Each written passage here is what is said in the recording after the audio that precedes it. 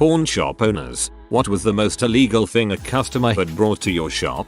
Worked at a gun shop and a shady looking guy brought in a few pairs of night vision goggles, like high-end military grade PVS 14 night vision goggles. Ask him why he was selling them. Oh, I just don't need them anymore. Cool man. Do you mind if I call the company real quick and run the numbers? Sometimes this stuff is stolen property. And as soon as I said that, he jumped across the counter, grabbed the goggles and bolted for the door. That Camaro payment at 29.7% APR hits different after a few months. Employee not owner. A guy brought in a stack of like 15 laptops that all said property of City Public School right on the top of each one. He then threatened to shoot me when I told him to get out. Buddy of mine worked at a pawn shop for a few years. They had a guy try to sell them a police walkie-talkie, like straight stolen from a car but with the battery taken out. They told him to get fricked and called the cops. I believe they picked the guy up a few hours later. Okay, I'm not a pawn shop owner but I know a few. One thing I've seen was a guy who brought in smoke grenades and M249 saw belts that he had stolen from our local military drill center. Another was a guy at a local gun store who brought in a pistol that had an illegal oil filter suppressor on it. They told the guy get the frick out and go destroy that thing. Stealing weaponry from a military drill center. This thread is full of bold brazen criminals but that takes the cake from me. That's someone with no fear. This just reminded me of my friend who pawned the DSLR camera I let him borrow for a school project. I asked for it back a good amount of times and not once did he tell me what he did. I had to hear it from someone else and then he claimed that I gave it to him. Not an owner but an employee. A man brought in a bag of C and said if I would buy it then resell it back to him in a couple of days. Not an owner, but I got a call from a pawn shop saying that one of my at-home employees tried to sell her work computer. It has my company's logo and contact info right on it, plain as day. How stupid can some people be? A guy literally brought in an RPG. He was doing yard work for this old lady whose husband had passed. She gave it to him for doing some yard work, not realizing it was live and active. The guy was career military and after the bomb squad came and disabled it, they went to her house and found a trove of similarly very illegal military grade weapons. Not that I'd want anyone to get hurt but a little old lady in a violent standoff with police would seriously break the tension. Just a worker here, but we had a couple come in to pawn their backhoe over the weekend. Happens a lot. And brought their bill of sale. They wanted a simple $1 K loan which wasn't bad considering how much it was worth. No more than 30 minutes later cops are there with the owner. Apparently they worked for him and went and pawned all of his industrial equipment. In a similar vein, my friend found some weed in the oven he bought from a used appliance store. The shop called him to ask about the oven. Luckily, he didn't give out his address. How much weed? Literally had a customer come in and say, "Hi, I've just stolen this phone off my sister. How much will you give me for it?" Also had a customer bring in 5 MacBooks at the same time, with a certain logo on it which gave me the impression they were stolen. I told him to leave them with me for testing and called the police. Had another customer bring in a gun and a crossbow. That was weird. I'm in the UK. This is not a normal thing. A crossbow. UK. Obviously. Everyone knows the English use long bows. Story from the 90s. My Fender Stratocaster was stolen and I reported it. Couple years passed and an officer called me. Off. Your guitar serial number showed up at a pawn shop. Me. Great. So you know who stole it? Off. The guy who sold it to pawn shop said it was a present from his girlfriend, but she died. Me. Okay. So I get my guitar back. Off. Number. The pawn shop already sold it. Me. Don't they have to check serial numbers? Off. Yeah, but that can take 30 days and we can't expect them to hold on to this stuff forever. To me. What? So what do I do now? Off. Nothing really. Me. So why are you calling me? Off. Just thought you would want to know. Bye. Source. My true story. Most stuff isn't even worth the time to report it stolen. If they buy it and it's stolen then they have to return it and don't get their money back. If they buy it and sell it in under 30 days then report it, they profit. I learned this reading some of the comments.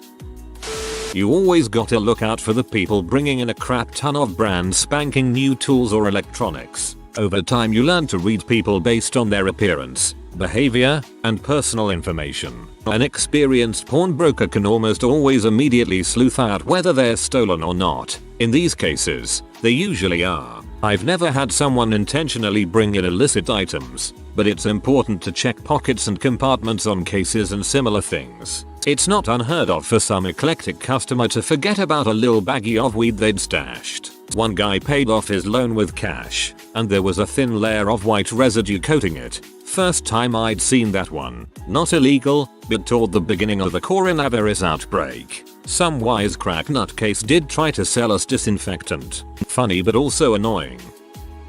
I had this guitar that had a little sliding door on the side, meant to hold picks. I put weed in there as a joke. Completely forgot about it as I was selling it. They were chill.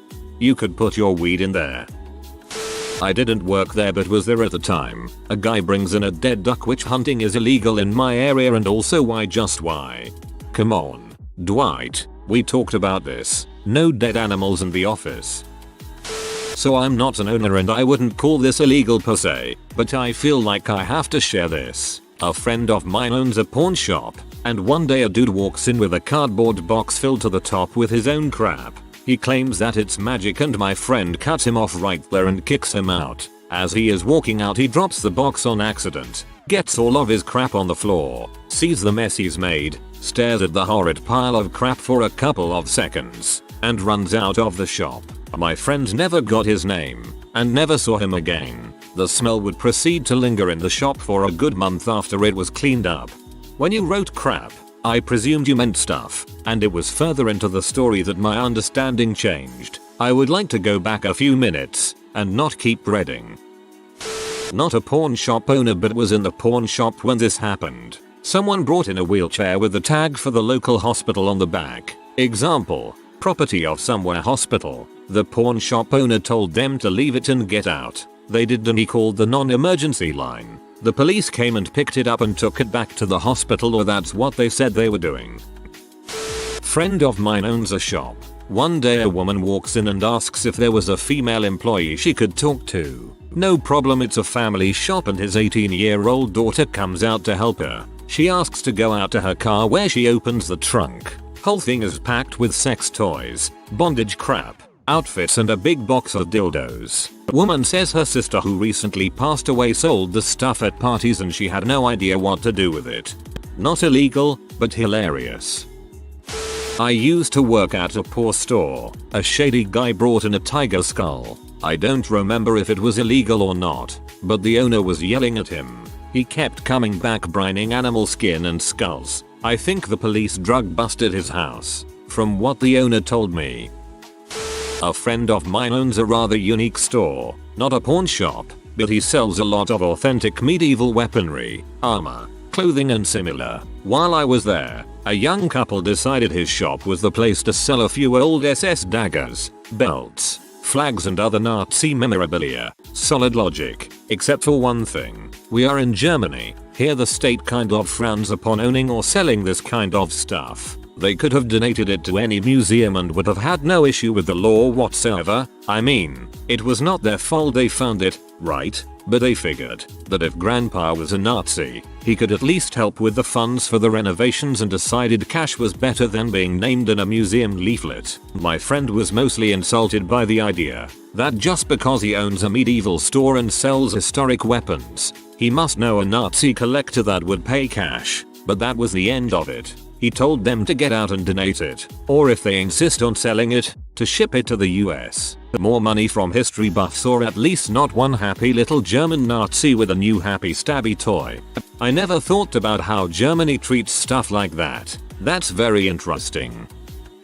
Not a pawn shop owner, but I was on the receiving end of someone selling my stolen stuff at one. We had our house burgled. In UK, me and my dad went to some pawn shops to give them a list of everything taken.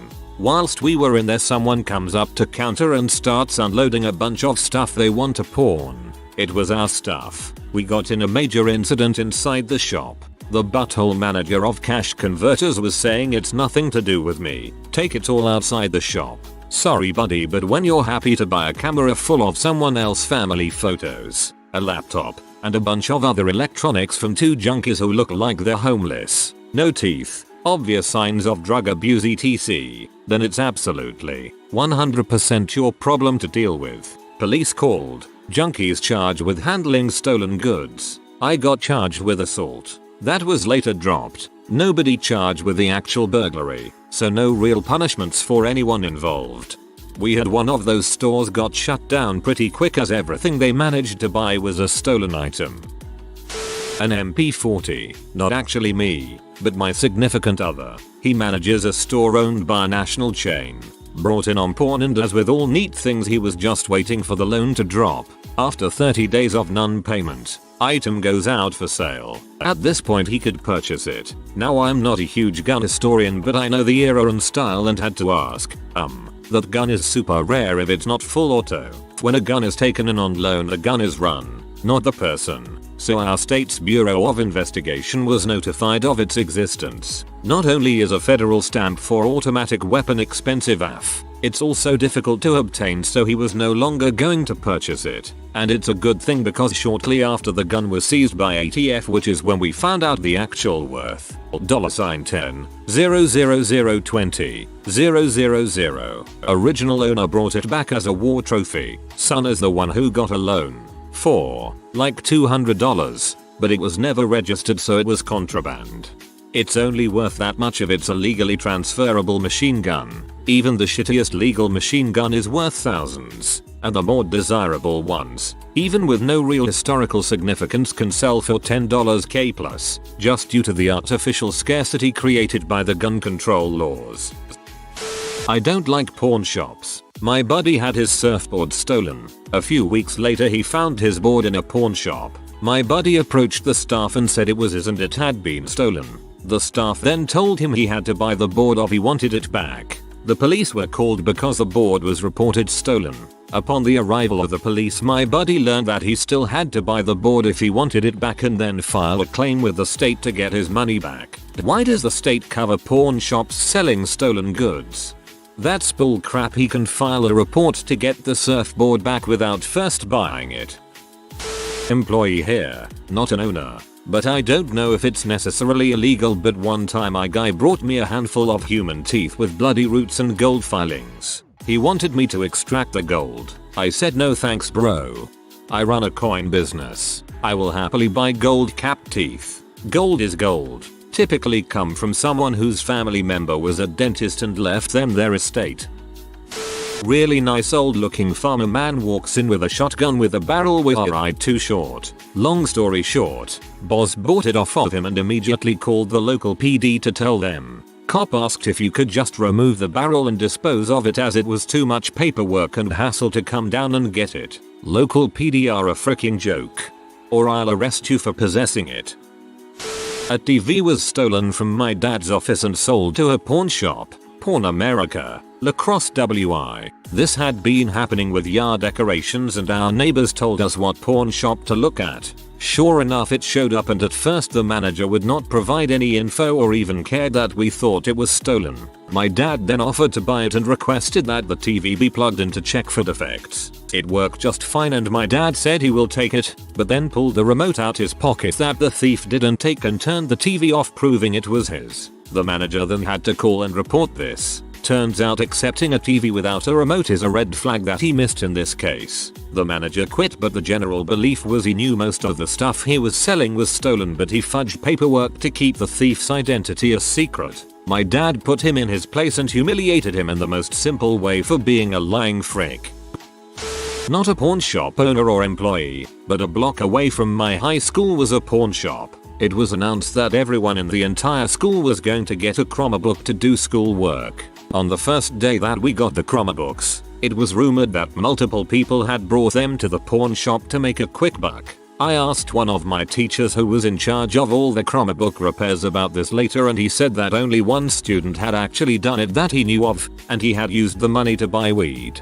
Dude must have been desperate for a few grams of stems and seeds, because that's about all most Chromebooks are worth.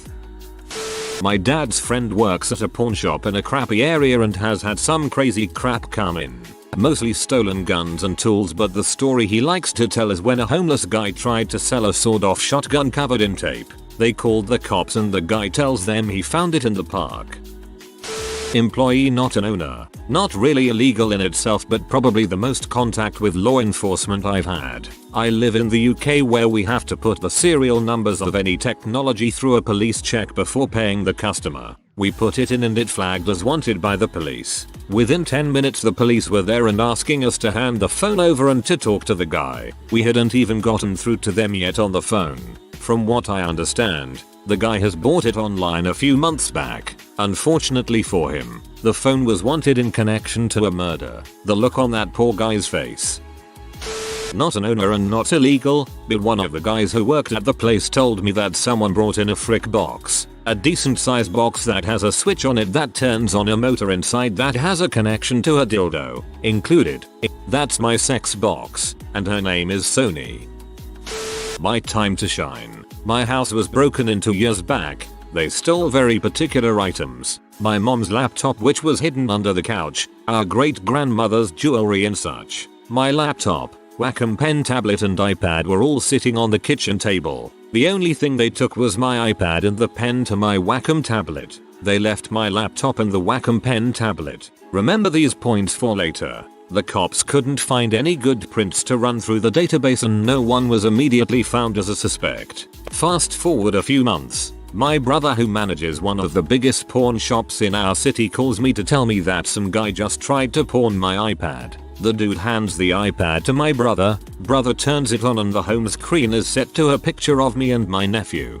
Brother tells dude that he has to take it to the back and check the serial numbers after getting the guy's driver's license. Brother calls cops and then comes back out to tell guy he has to keep the iPad because it's stolen property. Dude books it out of there, but he wasn't very bright. My brother has all of his personal information. The cops did an investigation and come to find out, this dude is the head of a large drug theft ring.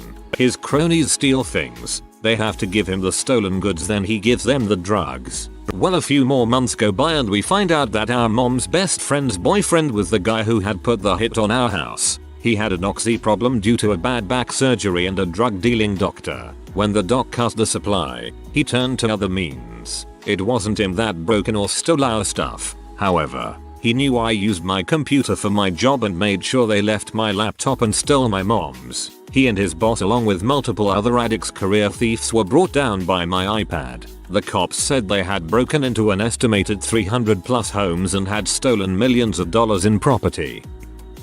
Former employee, the most illegal thing brought to my shop was an 8-ball Coke. He wasn't selling it but wanted to buy our digital scale and brought it to test the scales we had. Aside from that, a chainsaw. Although not illegal itself, they used it to threaten me, which was pretty illegal. Pawn shops in a big metro get pretty crazy. Not porn, metal recycler, and the customer was me. Well, sort of me. I was digging up metal from farms and bringing it in for scrap to feed my drag racing habit. My small town had a fairly popular official track that ran bracket races on Sunday. Farmers were happy to get rid of the junk pile and I was young, willing and knew how to use a cutting torch, so win-win. I soon exhausted my supply and started moving further afield looking for material, which is where things kinda went south. So there was this very large military base range nearby, Canada, so security was nearly non-existent in 1980s BFN while there were not operations going on. I learned I could talk my way past the guard station by telling them I worked for the city and was sent to go remove old equipment at one of the gas wells that pocketed the landscape. This gave me access to the range and a lot of fragments of metal. I cannot believe no one questioned the junk I was hauling out in the back of my truck from salvaging various shot up wrecks across the range. Never lifted the tarp even once. Well, one day I came across this odd object. Kinda bullet shaped but really freaking big. Weighed probably 200 pounds. Had this nifty clockwork mechanism in the noise that I could see. Thought the damage it received slamming into the prairie, but thinking it was solid steel, I cranked it onto the back of my truck with my hand cranked crane and drove off. Got to my buddy's place and he really wanted the thing. Paid me way more for it than I would have gotten for it for scrap. It sat in his living room for about a year. We used it as a footstool while we hit our numerous bong sessions. Even discussed maybe turning it into a really big hookah. Eventually I picked up a welding apprentice job by then, so was getting more per hour than ranging for scrap. So buddy has to move and his mom says no way can that piece of junk come to the new house. So he gets me to load it up and bring it to the scrapyard so he can get the scrap value out of this big chunk of iron. I was bummed we didn't do the hooker idea, but WTH. So I unload it and he proceeds to roll it in. Well, apparently one of the guys who works there was wise to what it really was, and suddenly people start coming out of the building and standing around. Then I hear sirens. Well, adding crap up, I decided it was best if I was no longer there, still sitting in the truck, and slowly drove off like I knew nothing. It was on the news that night. Apparently our footstool cum hooker was actually a large caliber high explosive artillery round. They moved it a short distance and detonated it, which left an impressive 15 feet diameter crater. When I think about how close we came to being red mist at any point over that year, I just shake my head in amazement I survived my teen years. Not illegal and not a pawn shop owner, but when my first fiancée and I parted ways, I went to go sell my ring. She had given me her ring back, so I went to pawn them because I was broke and I got many dirty looks for selling an engagement ring. I think they thought I stole it despite what I told them, but them's the breaks, I suppose. My family knew a pawn shop really well and they'd give us a call when their gold guy came through and we'd take a look at the engagement rings the gold guy had received from the various pawn shops. Got some really nice rings for slightly more than their gold value. Great for us. Great for the pawn shop. Great for the gold guy.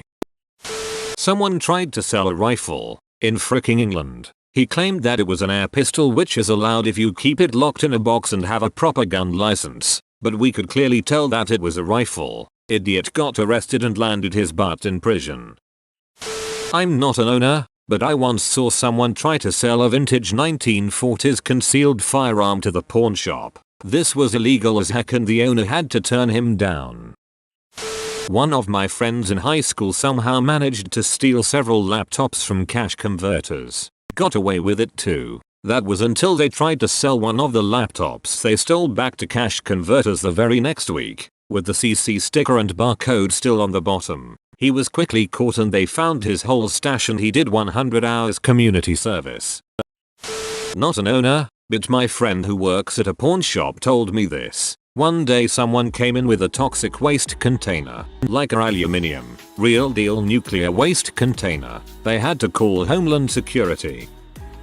Not a pawn shop, but someone brought in 100 plus stolen brass flower urn to a local scrapyard. The flower urns fit into a grave marker and flip over and fit into a hole in the top of a grave marker when not in use. Some a-hole thought he would get away with stealing as many as he could get in a single load. He brought it to the scrapyard and an employee told him he had to leave the urns because his boss would have to approve the purchase first. The scrapyard calls the police after the guy left and he had left a fake phone number and never came back. I guess he figured the gig was up and bailed. The flower urns typically cost $300 a piece to replace. I think they found the cemetery their heir stolen from and returned. Former gun shop employee here. When I was a new kid, someone tried to pawn a machine gun. Not like, oh, this is a rifle that has select fire capability. This kid brought in a 1919 belt-fed machine gun, the kind they mount inside World War II tanks to shoot at Germans. Felt like out of Street Kings when Keanu opens the trunk and shows the Korean dude's RM2 heavy machine gun. At first I thought it was prank from my new co-workers, a mock-up, or a semi-auto only. Guy was asking for full cash out, no paperwork, red flag. As soon as I pulled the bolt back, it was very apparent this gun is not a normal semi-automatic. Red flag 2. Held the kid at the counter while a colleague dialed the police. Told the dude we could cut him a check or he could wait for my boss to come down and cash him out. Police came and took him away. I'm purposefully eliminating a lot of details because the case happened in a pretty small town. The kid was a gangster wannabe and stole the gun. He thought that the gun shop could be used to fence it because it's collectible and the rednecks there wouldn't let it go to the feds. If you are new to the channel, you can subscribe. I publish new videos every day. Until then, check another video.